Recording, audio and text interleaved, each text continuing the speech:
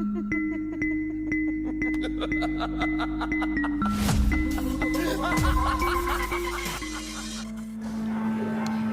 class, ngayong araw na ito ay matututo tayo kung paano gumawa ng manika mula sa mga bagay na makikita lamang natin sa loob ng bahay. Wika ni Binibining Heidi Santos sa kanyang mga estudyante. Si Binibining Heidi Santos ay isang teacher sa home economics. Matagal na nga rin siyang nagtuturo sa mataas na paaralan ng Eulonio San Agustin. Hinawakan niya ang second year student kung saan tinuturuan niya ang mga ito na magluto, manahi, at kung ano-ano pang gawaing bahay na maaaring pagkakitaan. Isa-isang inabot ni Binibining Santos ang mga gagamitin sa paggawa ng manika. Naroon ang ilang lumang tela, mga piraso ng butones, bulak, at ang mga makakapal na sinulit na may iba't ibang kulay. Hindi ito ang unang beses na magtuturo si Binibining Santos sa kanyang mga estudyante kung paano gumawa ng manika. Ang mga dati niya ring estudyante ay tinuruan niya ring gumawa noon. Bukod pa roon, bago pa siya naging guro ay dati rin siyang gumagawa ng manika upang ibenta. Naging kasiyahan niya na rin na gumawa ng mga manika. Hanggang ngayon ay naipasa niya na sa ibang mga estudyante niya. Okay class, ang una natin gagawin ay gagawa tayo ng pattern. Sambit ni Binibining Santos. Depende sa inyo kung anong klase ng manika ang gusto nyong gawin. Binibigyan niya rin ng kalayahan ng kanyang mga estudyante na gawin ang gusto nila gawin kahit medyo malayo ito sa estilo ng kanyang paggawa. Nang magsimula ngang magamay ng mga estudyante ang paggawa, ay hinayaan niya na ito. Nais niyang makita ang pagiging malikhain ng kanyang mga estudyante. Siya naman ay nagsimula na rin gawin ang sarili niyang manika. Hindi niya tuloy na malayan agad na malapit na palang matapos ang 40 minuto ng kanilang klase. Narinig niya na lamang ang tunog ng bell. Hudyat na kailangan nang lumipat ang mga estudyante sa iba pang klase. Ngunit bago pa nakalis ang mga estudyante ay lumapit si Joby sa kanya upang magtanong. Ma'am, pwede po ba kaming gumamit ng iba pang bagay aside sa mga pre-provide niyong gamit? Natuwa naman si Miss Heidi sa tanong ni Joby. Halata mong interesado ang bata sa paggawa ng manika. Oo naman. Pwede niyong gamitin ang kahit anong lumang bagay kung ikakaganda yun ng manika mo. Sambit ni Miss Heidi. Tuwang-tuwa si Joby matapos marinig ang bagay na iyon sa kanilang guro. Kakadismiss lang ng klase pero sabik na si Joby sa paggawa ng manika kinabukasan. Pinapaiwan kasi sa kwarto ng home economics ang mga manika para siguraduhin na hindi lamang ang kanilang mga magulang ang gagawa ng kanilang proyekto. Siguradong sila bilang estudyante. At ganoon na nga ang nangyari kinabukasan. Nagdala ng iba pang gamit si Joby tulad ng mga pares ng mata ng kanyang lumang manika, sapatos at mga kakaibang tela na gagamitin niya para sa mga damit nito. Sa bawat paglipas ng araw ay napapansin ng mga kaklase niya na unti-unting paganda ng paganda ang kanyang manika. Wow! Ang galing mo namang gumawa, Joby. Pansin ng isa niyang kaklase. Mukhang mas maganda pa ang gawa mo kaysa sa gawa ni Mama. Biro naman ang isa. Hindi nakaligtas sa matatalas na pandinig ni Miss Heidi ang sinabing iyon ng mga kamag-aral ni Joby.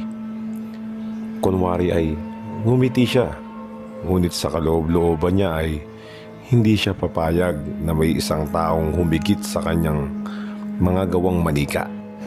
Natapos nga ang araw na yon at muli na namang iniwan ng mga estudyante ang kanilang mga manika sa kwarto or sa room.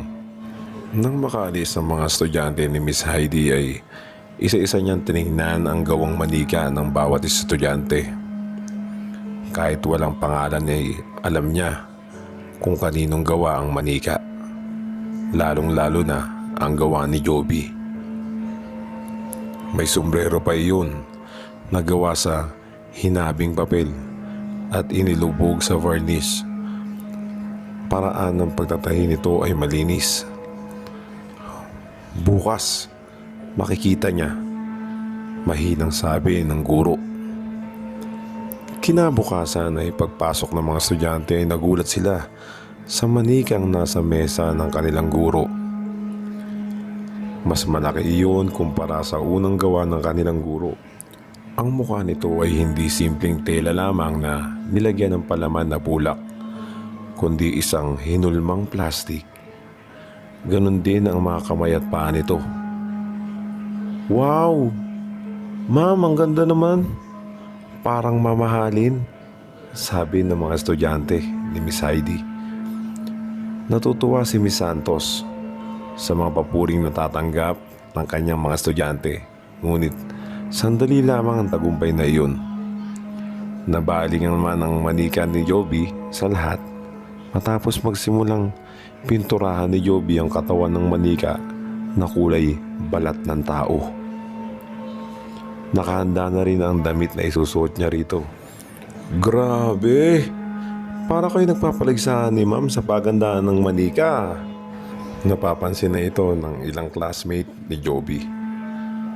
Lihim na kinuyos ni Miss Santos ang kanyang mga kamao na parang nanggigigil sa ginagawa ni Joby. Hindi niya inakalang mas gagandahan pa nito ang kanyang gawa. Tila wala yatang katapusan ng bata sa kanyang pagiging malikhain. Noong gabi rin na iyon ay halos hindi na makatulog si Miss Santos sa pag-iisip ng paraan kung paano niya mahigitan ang iginawa ng kanyang estudyante. Hindi siya maaaring matalo sa paggawa ng manika. Ngunit ano pa ba ang pwede niyang gawin? Lumipas ang ilang minuto ay tumayo siya sa kanyang kama. Naglakad ng paruot parito, ngunit walang idea na kumakatok sa kanyang isipan. Hanggang sa huli ay naalala niya ang mga manika ng kanyang anak.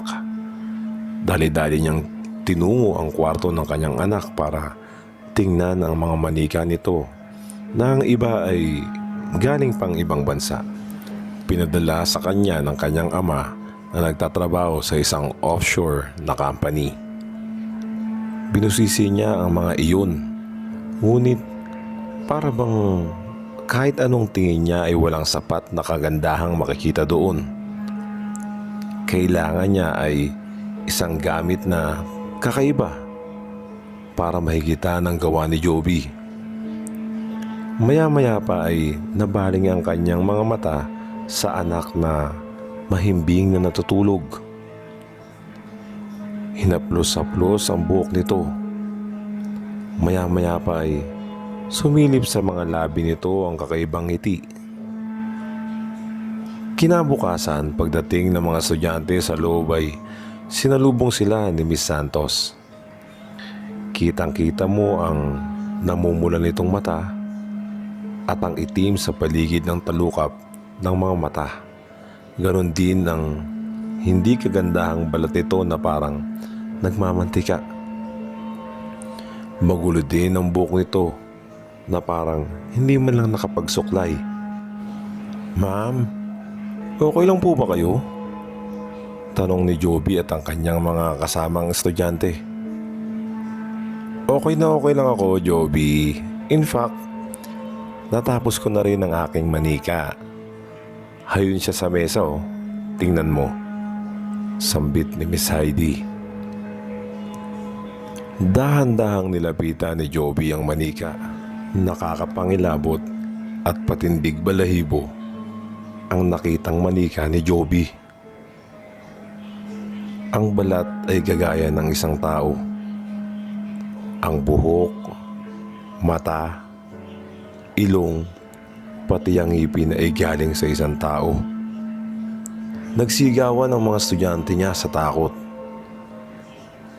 Maganda ba, class? Akala ko, hindi na ako makakagawa ng ganyang kagandang manika. Salamat na lang sa anak ko. Hindi niya ako pinabayaan hanggang huli. Suportado niya ang magulang niya sa mga ginagawa niya, especially sa mga manika na parang totoo.